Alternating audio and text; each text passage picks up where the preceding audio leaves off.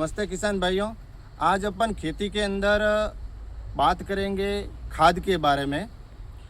जो जिसका खेत उपज के अंदर कम है, उनको लगता है किसान भाई को कि मेरा खेत धीरे धीरे उपजाऊ कम दे रहा, उपज कम दे रहा। तो जैसे कि जिस खेत ज़मीन है वो कठोर हो गई है, फसल पीली रहती है और पानी बारिश का हो या कुएं का हो या ट्यूबवेल का हो कम सोखता हो, उस जगह पे पानी पड़ा रहा हो, तो उसके बारे में अपन बात करेंगे कि उसी कंडीशन के अंदर खेत कहीं ना कहीं उपज अपने को कम देगा। तो हम आज बात करेंगे जिप्सम के बारे में, जो अपने किसान भाइयों को कोई नहीं बताता है कि जिप्सम के क्या फ़ायदे हैं, उनको कैसे डालना चाहिए, कब डालना चाहिए। तो आज पूरा विवरण है वो जिप्सम के बारे में करेंगे। सबसे पहले तो मैं बता दूं कि जिप्सम एक खनन मतलब खोद कर निकालने वाला पदार्थ है, जिन्हें हम जिप्सम बोलते हैं। जिप्सम खेत में किस अवस्था के अंदर खेत आवे तब डालना चाहिए। पहली बात तो अगर आपके नज़दीकी कोई भी खेत की लेबोरेटरी वाली मशीन और वो करवाने के बाद डालो तो सबसे बढ़िया रिजल्ट आपको देगा। उसके अंदर आपको पता लग जाएगा कि जिप्सम की कितनी खेत के अंदर कमी है। अगर वो हालांकि नहीं है तो खेत के आप लक्षणों से पता कर सकते हैं। आपका खेत कठोर हो गया हो, या फिर फसल है वो पीली रहती हो, या फिर पानी नहीं सोखता हो, तो आपको जिप्सम की कहीं ना कहीं कमी है। अब जिप्सम को कैसे डालें? जिप्सम खेत की जुताई करने के बाद लास्ट तक, जो पहले अपन तवी करते हैं, उसके बाद कल्टी करते हैं, उसके बाद फसल छिड़कने के पहले जिप्सम को आप हाथ से डाल सकते हो और उसके ऊपर रोटावेटर या कल्टी कर सकते हो। न कि उसको ज़मीन में ज़्यादा नहीं गाड़ना है, ऊपरी सतह पे रखना है, ऊपरी परत पे रखना है। तो हाथ से आप छिड़काव कर सकते हो। उसके बाद खेत के अंदर रोटावेटर या आप कल्टी कर सकते हो।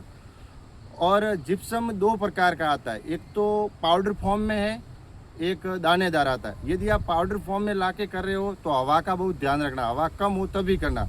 नहीं आप दानेदार में करते हो तो उस खेत के अंदर आपको पानी की ज़रूरत ज़्यादा पड़ेगी। देखो किसान भाइयों, जिन खेत के अंदर, जिन गांव के अंदर पानी की कमी है, उनको जिप्सम का उपयोग नहीं करना है। जिप्सम का प्रयोग करने के बाद खेत को पानी की ज़रूरत बहुत ज़्यादा होगी, तो जिसके पास पानी अवेलेबल है उन्हीं को ही जिप्सम का प्रयोग करना चाहिए। अब जिप्सम के अंदर सल्फ़र और कैल्शियम की मात्रा भरपूर रहती है।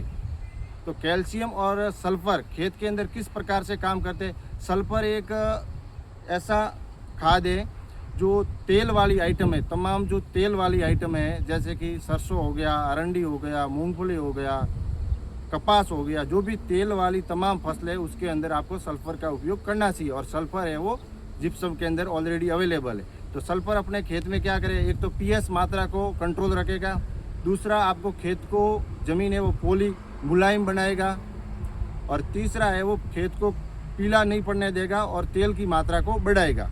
अगर ज़मीन जिप्सम से पोली रहेगी तो वो जड़ों का विकास बढ़िया ढंग से होगा, पानी जड़ों तक जा पाएगा, और जिस पौधे की जड़ें बहुत विकास कर लिया है तो वो पौधा आराम से बड़ा होकर अच्छी पैदावार देगा।